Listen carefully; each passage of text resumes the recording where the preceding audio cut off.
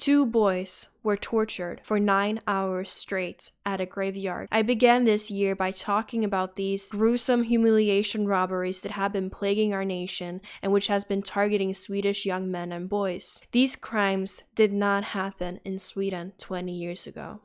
I want to express my deepest condolences to these boys. This should not have happened. This was entirely preventable. I will begin this video by explaining what happened. I will then tell you who the perpetrators are, and I will then go through my thoughts about what I think of the situation as a whole, because this is not an isolated incident, and Sweden is sick.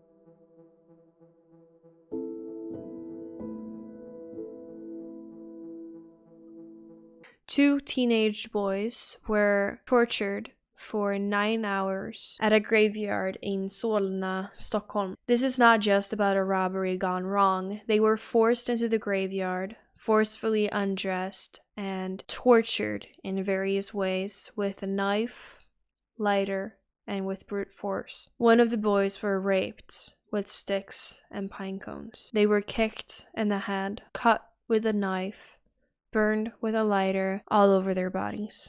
One of the boys says in a hearing that he was forced to lay naked on his stomach for hours and that the men would both sit on his back and would not care when he said that he couldn't breathe. The men also stood on his head, he explains. He says that he felt like his head was going to be squashed like mashed potatoes. They would also kick the boys' heads repeatedly, especially in the back of their heads. A quote from one of the boys reads, "I felt like how everything was just pouring, like I was going to shower, but in blood." The boys were attemptedly buried alive, but managed to escape. When they were found, they were both naked, except for a t-shirt that one of them was wearing, completely beat up and traumatized to the extent that they were incomprehensible. It did not take long for the perpetrators to be caught. They were detained within an hour of the police getting involved.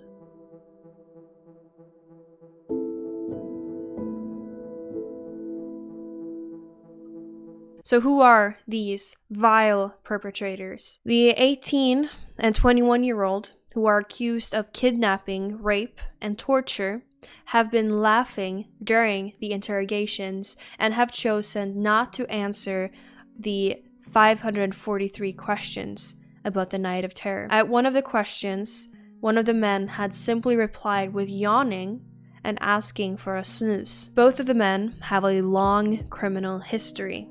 An article released on the 30th of August explores who these men are and what they had done up until this point. It is clear that these men have had no interest in living a normal life, and it is also clear that Swedish society has done nothing to punish them in any meaningful ways for their crimes or take note of their unwillingness to be law-abiding citizens. The Swedish justice system is built on and relies on the idea that everyone can and want to be rehabilitated. The 18-year-old had been on the police's radar since 2014 because of repeated conflicts and also violence in the home. When he was only 12 years old, he had already started threatening violence and committing assault on both children and adults. In one robbery that he was involved in, he had slapped a 10-year-old girl in the face because he felt that she had been acting cocky. He defended this behavior by stating that he didn't know that she was a girl. Here's a direct quote from the article.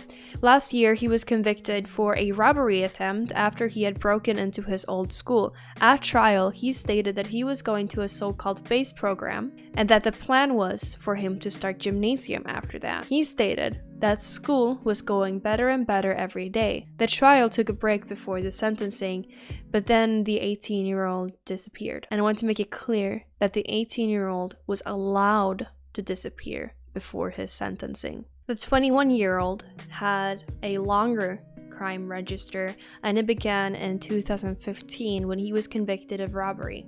Earlier this year, he was charged with a 5,000 kroner fine for, amongst other things, stealing a moped and driving intoxicated last summer. At the time of his trial, he was arrested for throwing Molotovs at a car dealer.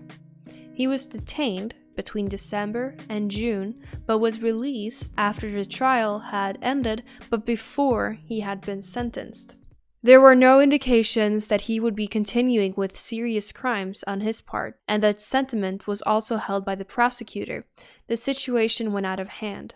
It's very sad. The judge, Thomas Arvefors, says. In the beginning of July came the sentence, and he was charged with 1.5 years for arson, a sentence he had not started serving. How could you make the call that a man who has done nothing but commit crimes would all of a sudden not be a criminal? The people who made the decision to have him released are directly responsible for what took place on that horrifying night. Reading about these men make it abundantly clear exactly what type of failure the Swedish justice system is. Like I said previously, the system relies on people being and wanting to be law-abiding and good citizens, even when these people are metaphorically and literally spitting you in the face. Let me just briefly lay out what the punishment for these men will be if they are given the current maximum sentence for their heinous crimes. If these two men are charged with the current maximum punishment for the gross assault and gross rape, that would be 13 years in total, according to the aspiration principle we have in place when someone has committed several crimes. This principle means that you will be sentenced to the fullest punishments for the most serious offense, but that the rest of your criminal charges will be reduced. On top of this, the 18-year-old would receive an age reduction, which would reduce his sentence by 50%, making it 6.5 years instead of 13. Then, he would also receive a further discount according to the obligatory Swedish 2/3 release system, which would give him a maximum sentence of about 4 years imprisonment. The 21-year-old would not get any age discount, but only the 2/3 release and a maximum of 9 years in prison.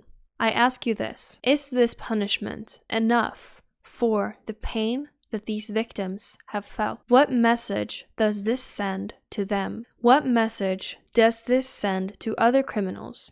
And what message does it send to Swedish citizens who are supposed to be protected by the laws and by the justice system? Do our lives and safety matter?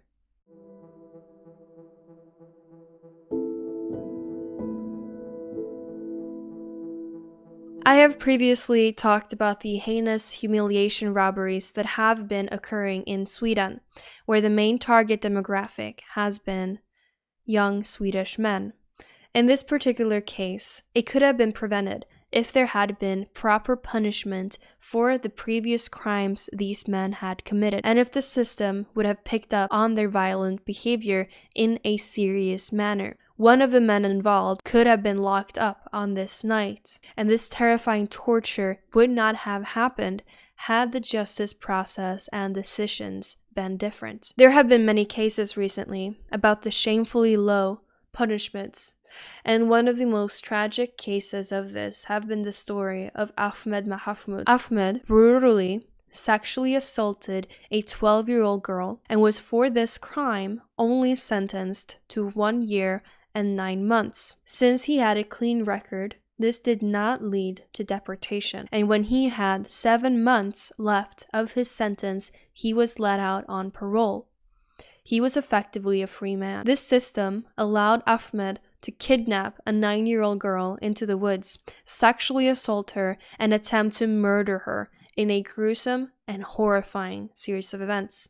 The court ruled that it was sheer luck that the girl survived. He has now been sentenced to 14 years imprisonment for attempted murder, gross child rape, and kidnapping. If the laws surrounding the 2/3 release system, he will be let out after only serving 9 years and 4 months. Is this enough for the trauma he has caused a 12-year-old girl and this 9-year-old girl. Something is incredibly wrong here. An aspect to the humiliation robberies that isn't always brought up is that they sometimes, like with this case, include rape. Along with the rising rapes on our women, we are also seeing a sudden rise in rapes like these. Rebecca Weidmo Uvell, a Swedish journalist, covered the sudden spike in the statistic last year. We didn't have not one reported rape on a teenage boy in Sweden up until 2012. So I got it wrong in the initial recording. We did not have any reported rapes on boys between the age of 15 and 18 until 2013. So why the age of 15 through 17 is of statistical importance is because 15 is the age of consent, so they're not children anymore, but they're not yet adults because they're under 18. And so in 2013, we all of a sudden have cases of this, which we didn't have before, and since then, it has seen a dramatic increase. The same is true of men, where this crime against them did not exist statistically in Sweden until 2007 and has since then seen a massive increase. The proportion of reported rapes against boys and men have increased in the last 10 years, from 143 year 2007 to 559 year 2017. Rape is a historically known war tactic. It's used to demoralize and show dominance. It is the ultimate form of terror and torture.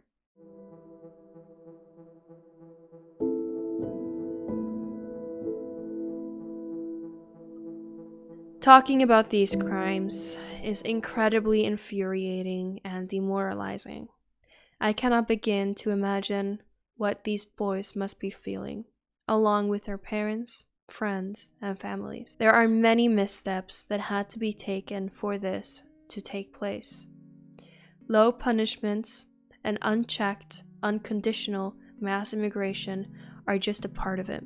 It is allowed to go on by our politicians and by our justice system. Swedes are a high-trusting people because we have been a trustworthy nation. We are hardworking people who refuse handouts if not completely necessary, who value honesty, look down on thieves, who want to look out for one another, and who have a culture of not bragging about one's own achievements. We have been a very equal people, and in general, very non-violent. But maybe it's precisely this high trust and our unwillingness to view ourselves as better than our neighbors that has allowed us to be fooled into believing that our culture is nothing more than midsummer and meatballs, and which has allowed us to lose touch with and to take for granted in others the part of Swedish culture that has made us who we are. If our society is going to go through the drastic demographic and cultural changes that it has, then the laws have to follow too. Sweden has, up until the last decade or so, been a relatively peaceful nation with matching morals and values that we could all recognize. But the crime rates are increasing, and the severity of the crimes as well. The social repercussions, which also had a play in preventing Swedes from committing crimes in the past, will not prevent people who do not care about what Swedish society thinks of them to begin with. With this in mind, maybe it has, once upon a time, made sense to have the laws and systems in place that we see today, but our society is changing. I think that we need drastic changes in our justice system on top of the changes that I want to see in our immigration. We need to stop focusing on rehabilitation for criminals who quite clearly do not want to be rehabilitated. We need to stop giving light sentences to repeat offenders and violent criminals. We also need to start deporting imported rapists and murderers.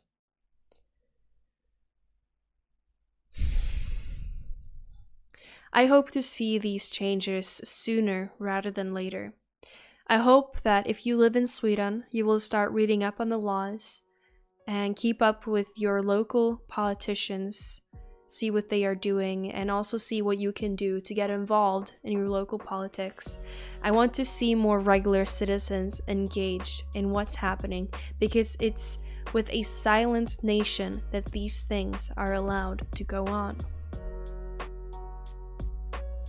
Thank you so much for listening and for watching this video. I'll see you in the next one. Bye.